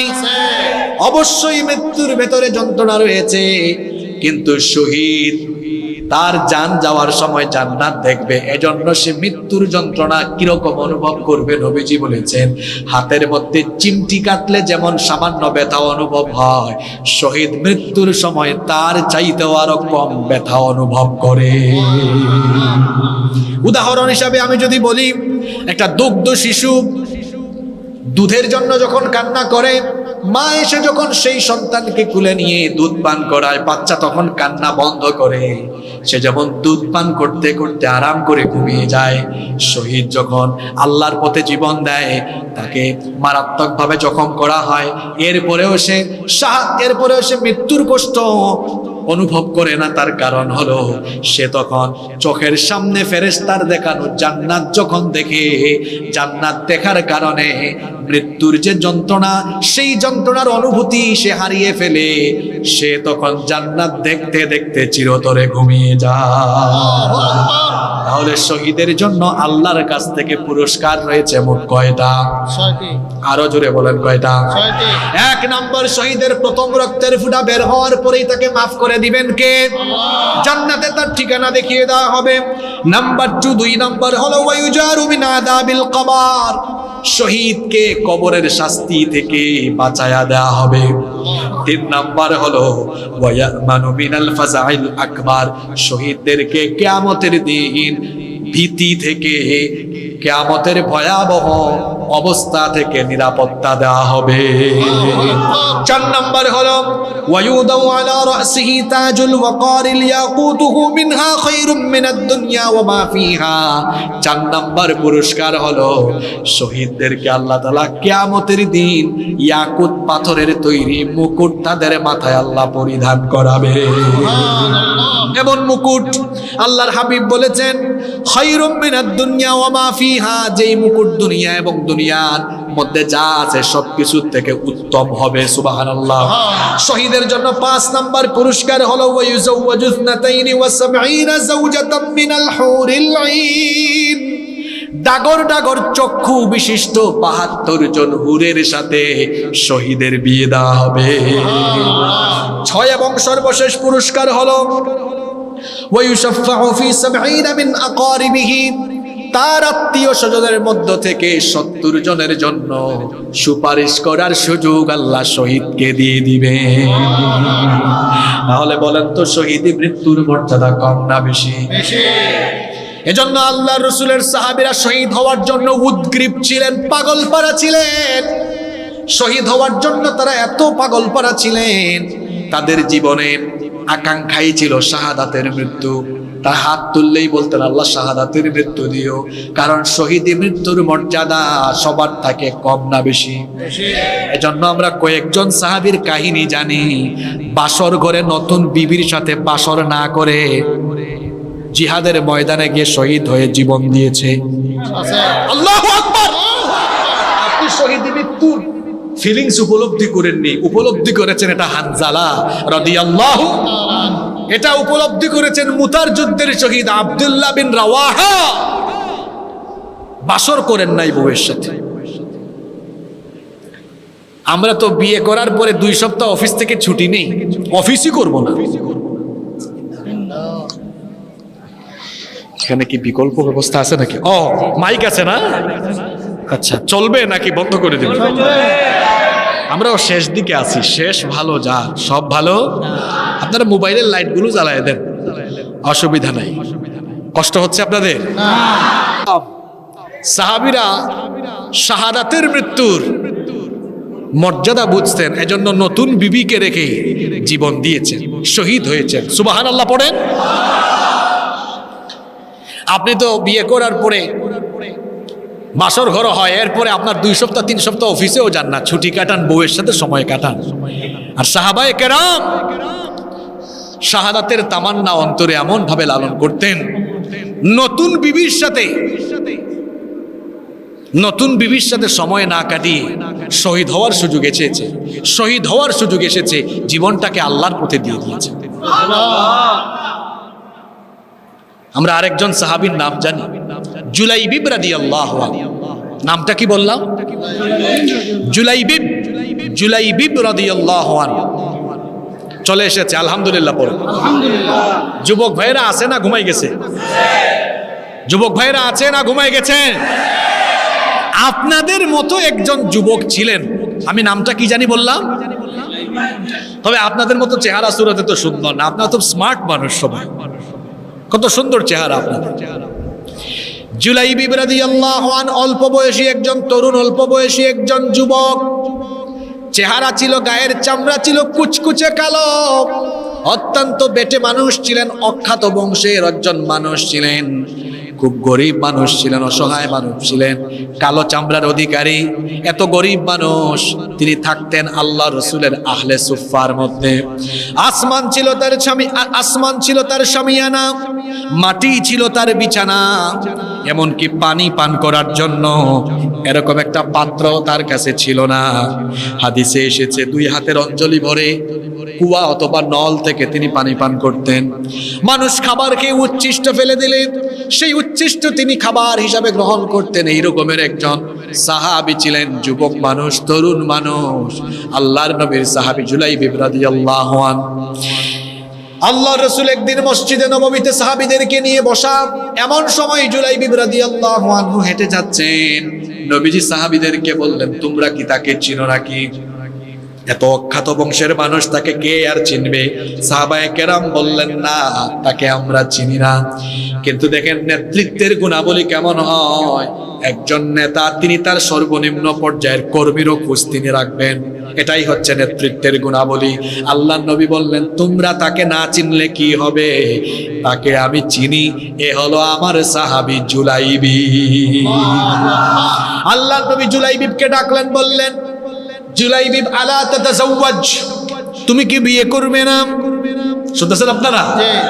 ও জুলাইবিব, তুমি কি বিয়ে করবে না? জুলাইবিব বললেন, জুলাইবিবের কাছে কোন মা বাবা তার মেয়েকে বিয়ে দিবে? কারণ জুলাইবিবের আরেকটা নাম হলো দামিম। দামিম, দামিম মানে হলো কুৎসিত চেহারার অধিকারী। জুলাইবিবের চেহারা কালো, চামড়াও কালো, জুলাইবিব দেখতে বেটে। তারপরে জুলাইবিবের বংশ অত নামি দামি বংশ না, জুলাইবিবের ঘর বাড়ি নাই, তার কাছে কোন পিতামাতা তার মেয়েকে বিয়ে দিবে? ওগো নবী, আমি আখিরাতের আশায় আছি, আখিরাতে আল্লাহ আমাকে উত্তম স্ত্রী দান করবেন। নবীজি দ্বিতীয় দিন, পরের দিন আবারও জুলাইবিবকে একই রকমের প্রশ্ন করলেন, জুলাইবিব একই রকমের উত্তর দিলেন। তৃতীয় দিন নবীজি জুলাইবিবকে একই রকমের প্রশ্ন করলেন, জুলাইবিব একই রকমের উত্তর দিলেন। সেই দিন নবীজি জুলাইবিবকে বললেন, হে জুলাইবিব, তুমি আমার অমুক আনসারী সাহাবীর বাড়িতে যাও, গিয়ে বলো আল্লাহর রাসূল তোমাকে বিবাহের প্রস্তাব দিয়ে পাঠিয়েছেন। আমার ওই আনসারী সাহাবীর একজন সুন্দরী কন্যা আছে, গিয়ে বলবা আল্লাহর রাসূল প্রস্তাব দিয়েছেন, তারা যেন তাদের মেয়েকে তোমার সঙ্গে বিবাহ দেয়। আল্লাহু আকবার। শুনতেছেন তো আপনারা? রাসূলের আদেশ পেয়ে জুলাইবিব রওনা করলেন। জুলাইবিব রাদিয়াল্লাহু আনহু রওনা করলেন, ওই আনসারী সাহাবীর বাড়িতে দরজায় নক করলেন। আনসারী সাহাবী দরজা খুললেন, বললেন, মান আনতা, আপনি কে? জুলাইবিব বললেন, আনা জুলাইবিব, আমি হলাম জুলাইবিব। তখন আনসারী সাহাবী বললেন, কেন এসেছেন? তিনি বললেন, আমাকে আল্লাহর হাবিব এখানে পাঠিয়েছেন। এই কথা শোনা মাত্রই রাসূলুল্লাহ বলেন সাল্লাল্লাহু আলাইহি ওয়াসাল্লামের মেহমান সঙ্গে সঙ্গে বড় আদর করে, সম্মান করে ঘরের ভেতরে ঢুকালেন। তারপরে বললেন, আল্লাহর রাসূল কেন আপনাকে পাঠালেন? তিনি বললেন, আল্লাহর রাসূল আপনার মেয়ের জন্য বিবাহের প্রস্তাব পাঠিয়েছেন। তিনি মনে মনে ভাবলেন, সম্ভবত আল্লাহর রাসূল নিজের জন্য বিবাহের প্রস্তাব দিয়েছেন। তিনি বললেন, আল্লাহর নবী যদি আমার মেয়ের জন্য বিবাহের প্রস্তাব পাঠান, আমার কোনো কথা নাই, আমার মেয়েকে আল্লাহ রাসূলের কাছে বিয়ে দিয়ে দিব।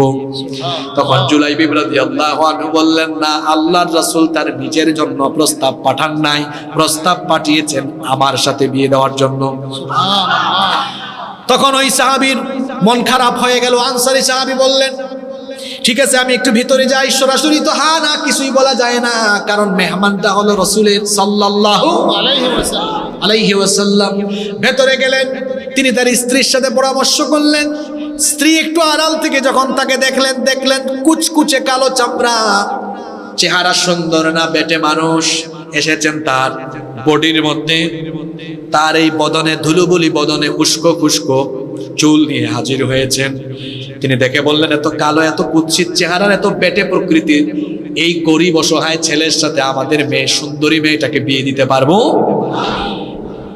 এই পিতামাতার কথোপকথন ভেতর থেকে শুনে ফেলেছেন তাদের মেয়ে তখন বললেন, আমার মা আর বাবা শোনেন, আল্লাহর রাসূলের প্রস্তাব ফিরিয়ে দেওয়ার মতো এত বড় স্পর্ধা, দুঃসাহস কি করে হলো আপনাদের? আল্লাহু আকবার। পিতামাতা তখন বললেন, ওগো আমাদের কন্যা, আবেগ দেখায়ও না, একটু আড়াল থেকে ছেলেটাকে দেখো, বিবাহের শখ শেষ হয়ে যাবে। তখন মেয়ে বললেন, আড়াল থেকে দেখা লাগবে না, কোন প্রকার চিন্তা ভাবনা যাচাই বাছাই ছাড়া আল্লাহর রাসূলের প্রস্তাব আমি গ্রহণ করে নিলাম। রাসূলুল্লাহ সাল্লাল্লাহু আলাইহি ওয়াসাল্লাম প্রস্তাব দিয়েছেন, এটা আমি যাচাই বাছাই করব না, আমি এটা মেনে নিলাম। সুবহানাল্লাহ। বিয়ে হয়ে গেল। শুনতেছেন তো আপনারা? যুবক ভাইরা আছে না ঘুমিয়ে গেছে? কি হয়ে গেল? বিবাহ হয়ে গিয়েছে। এটা ছেলে আর মেয়ের স্বপ্নের রাত হলো বিবাহের প্রথম রাত। জুলাইবিব রাদিয়াল্লাহু আনহু বাসর ঘরে নতুন বউয়ের কাছে, এমন সময় বাহির থেকে আওয়াজ আসলো, আইনা জুনুদুল্লাহ, আল্লাহর সৈন্যরা কোথায়, আল্লাহর মুজাহিদরা কোথায়? জিহাদের ডাক এসেছে, যুদ্ধের দামামা বেজে উঠেছে। রাসূলুল্লাহ সাল্লাল্লাহু আলাইহি ওয়াসাল্লাম নিজে তিনি জিহাদের ডাক দিয়েছেন। বর্ণনাকারী সাহাবী বলেছেন, তীরের ধনুক থেকে তীরের ফলা থেকে যেমন ধনুক দ্রুত গতিতে ছুটে যায়, জুলাইবিব জিহাদের কথা শুনে শাহাদাতের তামান্নায় নতুন বিবির কাছ থেকে বিদায় নিয়ে দ্রুত গতিতে তিনিও জিহাদের ময়দানে ছুটে চলে যান। সুবহানাল্লাহ। সেখানে গিয়ে লড়াই করতে করতে জুলাইবিব রাদিয়াল্লাহু আনহু শহীদ হয়ে গেলেন। যুদ্ধ শেষ হওয়ার পরে নবীজি ময়দানে আসলেন, সাহাবীদেরকে বললেন, সকল শহীদদের লাশের সমবেত করো। শহীদদের লাশগুলোকে সমবেত করা হলো। নবীজি বললেন, সবার লাশই তো দেখছি, কিন্তু আমার হাবিবের লাশ কোথায়? আমার, জোরে বলেন তো, কি বলছি? নবীজি নাম বলেন নাই, বলেছেন কি? আমার হাবিবের লাশ কোথায়? সাহাবীরা বললেন, ওগো আল্লাহর রাসূল, আপনার হাবিবকে তো আমরা চিনি না। নবীজি বললেন, আমার হাবিব হলো আমার জুলাইবিব। সুবহানাল্লাহ। তোমরা তাকে চেনো না, আমি তাকে ঠিকই চিনি। নবীজি বললেন, তোমরা তাকে খুঁজে বের করার দরকার নাই, আমি রাহমাতাল লিল আলামিন নিজেই তাকে খুঁজে বের করব। নবীজি এবার নিজেই খোঁজাখুঁজি আরম্ভ করলেন। 7 জনের মরদেহের পাশে, 7 জন কাফিরের মরদেহের পাশে নবীজি একটা লাশ দেখলেন। নবীজি সেখানে গেলেন, গিয়ে দেখলেন এত মারাত্মক জখম, গোটা শরীরটাকে জখম করে ফেলা হয়েছে। তার মুখমণ্ডল ধুলাবালি দ্বারা আবৃত। আল্লাহর নবী সেখানে গিয়ে মুখমণ্ডল থেকে ধুলাবালিগুলো সরালেন, দেখলেন এটাই হলো নবীজির জুলাইবিব। আল্লাহর নবী বসে গেলেন, বসে সাহাবীদেরকে ডাকলেন, সাহাবীরা দেখো দেখো, এটাই হলো আমার হাবিব। নবীজি বসে গেলেন, বসে গিয়ে নবীজি তার পবিত্র উরু মুবারকের উপরে জুলাইবিবের মাথাকে রাখলেন, তার কুলের মধ্যে রাখলেন। রাখার পরে বললেন, আহারে, সে মাত্র বিবাহ করেছে, কিন্তু আল্লাহর রাসূলের মহব্বতে আল্লাহর জমিনে আল্লাহর দ্বীন কায়েমের জন্য নতুন বউকে রেখে শাহাদাতের তামান্না দিলের মধ্যে লালন করে এখানে এসে জীবনটাকে উৎসর্গ করে দিয়েছে। নবীজি এবার সাহাবীদেরকে সামনে রেখে বললেন, সাহাবীরা শোনো, আমি তোমাদেরকে সাক্ষী রেখে আমার জুলাইবিবকে বলছি, আনা মিন্নি ওয়া আনতা মিন্নি। ও জুলাইবিব, আমি তোমার, তুমি আমার। কি ব্যাপার যুবক ভাইরা, আপনারা এই কথা এখন গার্লফ্রেন্ডকে বলেন, তুমি আমার, আমি তোমার। আর নবীজির ইশক জুলাইবিবের ভেতরে কেমন ছিল দেখেন। জুলাইবিব তো জানমাল বিক্রি করে দিয়েছেন কার কাছে? জীবন দিয়েছেন। রাসূলুল্লাহ সাল্লাল্লাহু আলাইহি ওয়াসাল্লাম এসে বলছেন, জুলাইবিব, আমার সাথে প্রেম ইশকে তুমি উত্তীর্ণ, তুমি আমার, আমি তোমার। আমরা আছি জিলাপিতে, বিরানিতে, আর আছি মিছিলে, ঠিক কিনা বলেন? আর রাসূলুল্লাহর সাহাবীরা ছিলেন জিহাদের ময়দানে, লড়াইয়ের ময়দানে, শাহাদাতের ঈদগাহে জীবন দেওয়ার ক্ষেত্রে সর্বাগ্রে। এটার নাম রাসূলুল্লাহর ইশক, এটার নাম মহব্বত, এটার নাম হচ্ছে প্রকৃত আশেকে। আর আমার দেশে যে যত বেশি জিলাপি খাইতে পারে, যে যত বেশি মিলাদ পড়তে পারে, সে তত বড় আশেকে রাসূল। আপনারা কি আমার কথায় বেজার হইলেন নাকি? রাগ করলেন নাকি? বলেন, জুলাই বিবেশ চাইতে বড় আশিকে রসুল আপনি হতে পারবেন? আরে আপনাকে তো রসুলুল্লাহ ডাক দেন নাই, বলেন নাই, আর জুলাইবিবকে বলেছেন তুমি আমার আমি তোমার। কত বড় আশিকে রসুল চিন্তা করেন আপনি। ঘটনা কিন্তু শেষ হয় না, শুনতেছেন তো আপনারা? আল্লাহর রসুল জুলাইবিবের দেহকে ডান দিকে ঘুরাই দেন। কোন দিকে? সাহাবীরা বললেন, নবীজি আপনি তার চেহারা ডান দিকে ঘুরাই দিলেন কেন? নবীজি বললেন, আমার জুলাইবিবের লজ্জা বেশি, সম্মান বেশি, আত্মসম্মানী মানুষ। জুলাইবিব তার নিজের বউকে বাসর ঘরে রেখে শাহাদাতের তামান্না দিলে রেখে শহীদ হয়েছে। আল্লাহ তার শাহাদতে এত খুশি হয়েছেন, জান্নাতের হুরেরা দলে দলে আসতেছে তাকে অভ্যর্থনা জানানোর জন্য। সুবহানাল্লাহ। আমার জুলাইবিবের শরম বেশি তো, লজ্জা বেশি তো, এজন্য তার চেহারাটাকে ঘুরিয়ে আমি দিয়েছি। সুবহানাল্লাহ। আমার ভাইয়েরা, আল্লাহ রসুল এইরকম এক ঝাঁক সাহাবী পেয়েছিলেন যারা নিজেদেরকে শাহাদাতের ঈদগাহে শামিল করার দীপ্ত প্রত্যয় নিয়ে নবীজির সাথে ছিলেন। এজন্যই ইসলাম আজ বিশ্বব্যাপী বিস্তৃত হয়েছে। আমরাও যদি আমাদের এই প্রিয় মাতৃভূমি বাংলাদেশে আল্লাহর কোরআনের বিজয় দেখতে চাই, জুলাইবিবের মতো তরুণ আর যুবকদেরকে অন্তরে শাহাদাতের তামান্না নিয়ে কোরআনের মিছিলে শামিল হয়ে যাওয়া লাগবে। তরুণ আর যুবকদের শাহাদাতের উপর দিয়ে, রক্ত আর জীবনের উপর দিয়ে বাংলাদেশের জমিনে ইসলাম কায়েম হবে ইনশাআল্লাহ।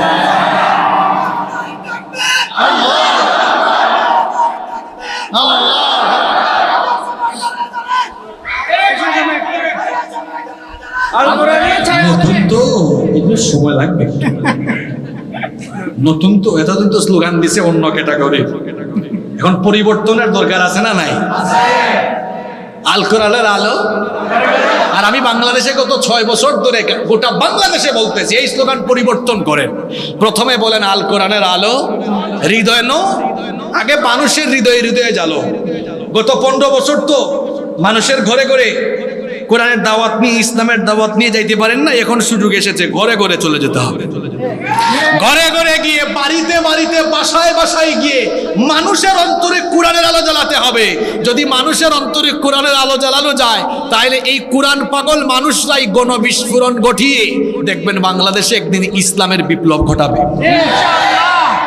সিস্টেমে আসেন, সিস্টেমের বিপরীতে যাইয়েন না। আবেগ দিয়ে সবকিছু হয়।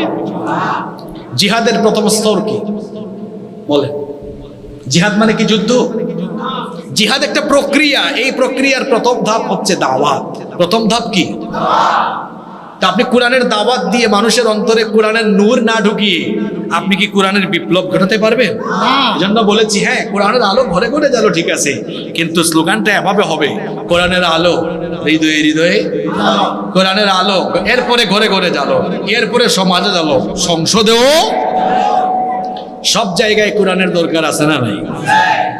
এখন রবিউল আউয়াল মাস চলছে, আল্লাহর নবীর শান মান নিয়ে আলাপ হচ্ছে, কিন্তু আমাদের বাংলাদেশে খুব কম এই আলোচনা হয়। আমাদের নবী যেমন ছিলেন মসজিদে, যেমন ছিলেন মসজিদের মেম্বরে, আমার নবী তেমনি ছিলেন বিচারকের আসনে। আমার নবী তেমন ছিলেন রাষ্ট্র পরিচালনায়, সমাজ পরিচালনায়। আজকে সেই কথাগুলো আমরা খুব একটা বলি না, আমরা খুব একটা বলি না। অথচ রাসূলুল্লাহ সাল্লাল্লাহু আলাইহি ওয়াসাল্লামের পুরো জীবনীটাই হচ্ছে আমাদের জন্য আদর্শ।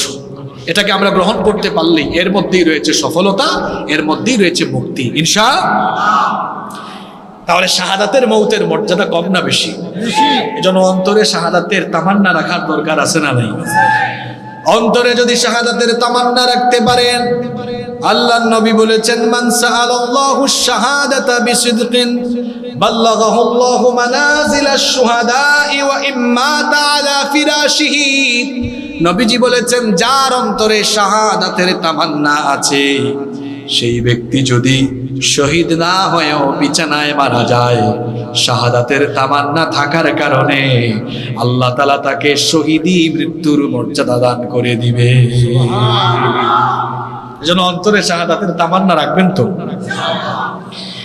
অন্তরে শাহাদাতের তামান্না কেবলমাত্র তাদেরই থাকবে যারা তাদের জান আর মাল আল্লাহর কাছে বিক্রি করে দিয়ে আল্লাহর পথে লড়াই করবে। তাদের জন্য জান্নাত রেখেছেন কে? এই ওয়াদাটা কার?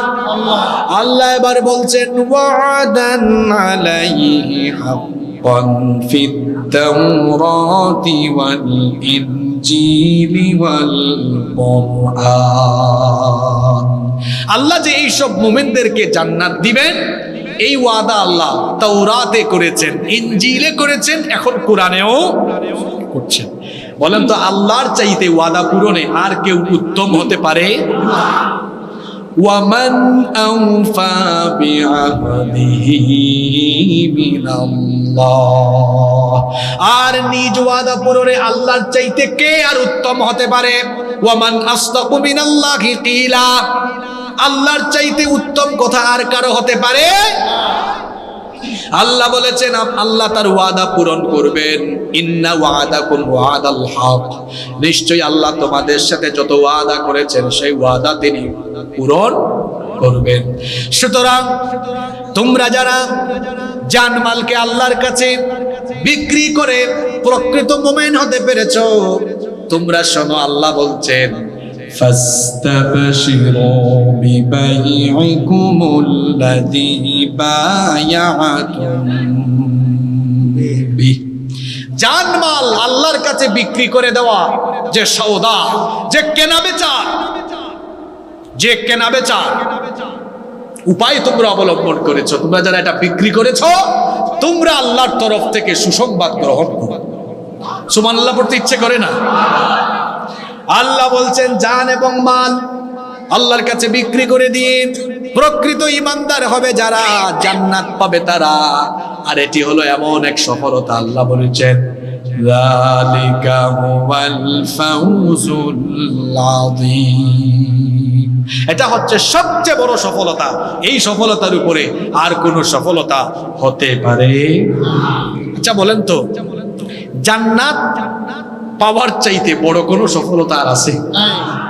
বলেন আছে? এজন্য আল্লাহ সূরা মুমিনুনে বলেছেন প্রকৃত সফল কাম তারা, জান্নাতি যারা। বর অন্য আয়াতে আল্লাহ বলেছেন ফামান যুহজিহা আনিন নার ওয়া উদখিলাল জান্নাতা ফাকাদ ফাজ, যাদেরকে জাহান্নামের আগুন থেকে বাঁচিয়ে জান্নাত দেওয়া হলো তারাই সফল হলো। তাহলে এখানে আল্লাহ আমাদের সফলতা হিসাবে যে জিনিসের সুসংবাদ দিয়েছেন সেই জিনিসটার নাম কি? আরো আসতে বলেন। জান্নাত চান না কে কে? হাত তুলে।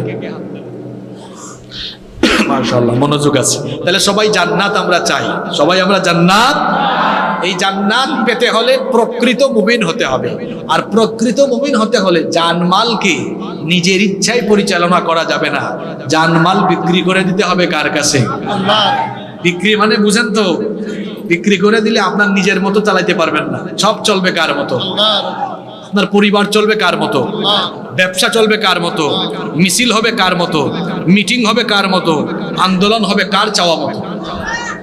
যদি আজকের এই আয়াতগুলো বুঝতে পারেন, এই আয়াত একটা আয়াত যদি বুঝতে পারেন, এর ভেতরে জীবনের সফলতা আছে ইনশাআল্লাহ। আমরা যদি সত্যিকারের মুমিন হয়ে জানমাল আল্লাহর পথে বিক্রি করে আমরা আল্লাহর দ্বীন কায়েমের পথে অটল অবিচল থাকতে পারি, এই দেশে কোরআনের বিজয় আসবে। ওয়াদাটা কার? আল্লাহ। ওয়াদা কার? আল্লাহ। যার যতই জ্বালাপুরা থাকুক না কেন, ইউরিদুনা লিইউতফিউ নূরাল্লাহি বিআফওয়াহিহিম ওয়াল্লাহু মুতিম্মু নূরিহি ওয়ালাউ কারিহাল কাফিরুন। আল্লাহ বলেছেন তারা তাদের মুখের ফুৎকার দিয়ে আমার দ্বীনের আলোকে নিভিয়ে দিতে চাইবে, লাভ নাই। ওয়াল্লাহু মুতিম্মু নূরিহি, আল্লাহ এটার পূর্ণতা দান করবেন। সুবহানাল্লাহ। এই বাংলাদেশে কোরআনের রাজ, কোরআনের বিপ্লব কায়েম হবেই হবে ইনশাআল্লাহ। মাঝখান দিয়ে ঠেলাঠেলি লাগায়েন না, আলেম ওলামাদের মধ্যে ঐক্য হবে। আমি তো আগেই বলেছি, আপনারা বাবা, চাচা আর স্বামীর আদর্শ দেখে ফেলছেন, এখন বাকি আছে কোরআনের আদর্শ দেখা। ঠিক না? আমি রাজশাহী, চাঁপাইনবাবগঞ্জ এইসব অঞ্চল সফর করে আসলাম। সেখানে মানুষ প্রশ্ন করলো, হুজুর আমরা ঠিক আছে চাইছি, কোরআনের আদর্শেই পরিচালিত, কিন্তু আপনারা তো এক না। আমাদের মধ্যে যে অনৈক্যের দেওয়াল আছে, ইনশাআল্লাহ খুব শীঘ্রই এই দেয়াল আমরা ভেঙে চুরমার করে দিয়ে কওমি আলিয়া, হেফাজত, জামাত, চরমোনাই, খেলাফত সবাই আমরা এক টেবিলে বসে যাব ইনশাআল্লাহ। উপরের মহল ঠিক আছে, নিচের মহলে ডিস্টার্ব আছে। এটা ফেসবুক খুললে বোঝা যায়, এত বড় মুজাহিদ ফেসবুক মুফতি, আরে বাপ রে বাপ, তার কমেন্ট দেখলে মনে হয় কেন্দ্রীয় দায়িত্বশীল। তৃণমূল পর্যায়ের দায়িত্বশীলদেরকে বলবো এদেরকে মনিটরিং এ নিয়ে আসার জন্য, কারণ এদের লাফালাফির কারণে বৃহত্তর ঐক্যের মধ্যে ফাটল ধরে। মাঠে ময়দানে এমন কোনো বক্তব্য রাখবেন না। দেখেন, আমি 1.5 ঘন্টা বক্তব্য রাখলাম, আমাদের ভাই যারা আলেম ওলামা আছেন তাদের বিরুদ্ধে চুলকানিমূলক কোনো কথা আছে? দরকার নাই, তারা আমার ভাই, তার সাথে আমার 2-3টা বিষয়ে মতের অমিল, 2টা অমিল, 98টা তো মিল আছে। কোনো অসুবিধা আছে? কোনো অসুবিধা নাই। সুতরাং কেউ কোনো পর্যায়ে এমন কোনো কাজ করবেন না যাতে করে ইসলামপন্থীদের মধ্যে, আলেম ওলামাদের মধ্যে ঐক্য বিনষ্ট হয়। এত বড় নেয়ামত আমরা পেয়েছি, এই নেয়ামত যদি হারায় ফেলেন তাহলে আবার আরেক অন্ধকার আসবে, যে অন্ধকারের পরে আলো দেখতে যে কত যুগ লাগবে এটা আমরা জানি না। নেয়ামত পেয়ে নেয়ামতকে কাজে লাগাতে হয়। আসুন একটু উদারতা লালন করি, আমরা একজন আরেকজনকে বুকে জড়িয়ে নিই। যারাই কোরআন সুন্নাহর আদর্শ লালন করে, ঠুনকো সামান্য মতপার্থক্যের কারণে তাদেরকে আমরা দূরে ঠেলে না দিয়ে তাদেরকে আমরা বুকে আলিঙ্গন করে নিই। আমরা যদি সবাই একত্রিত হয়ে যেতে পারি, আমি তো গত কয়েক মাস ধরে বলছি যে বাংলাদেশের মানুষ এখন অপেক্ষায় আছে এই ঘোষণার, ইসলামপন্থী যত দল আছেন, যত আলেম ওলামা আছেন, ঐক্যবদ্ধ একটা ঘোষণা তারা দিবেন, আমরা এক হয়ে গেছি। এই ঘোষণাটা শোনার জন্য বাংলাদেশের মুসলমানরা অধীর আগ্রহে অপেক্ষা করছে।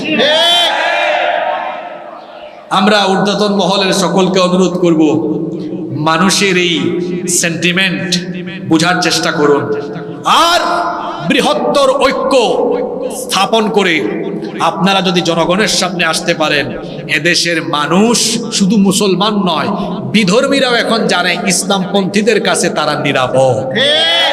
যদি ঐক্যবদ্ধ হতে পারেন, এই দেশের শাসন ক্ষমতা, গুরু দায়িত্ব বাংলাদেশের সকল ধর্ম বর্ণের মানুষ, আলেম উলামা এবং ইসলামপন্থীদের হাতেই তুলে দিবে ইনশাআল্লাহ।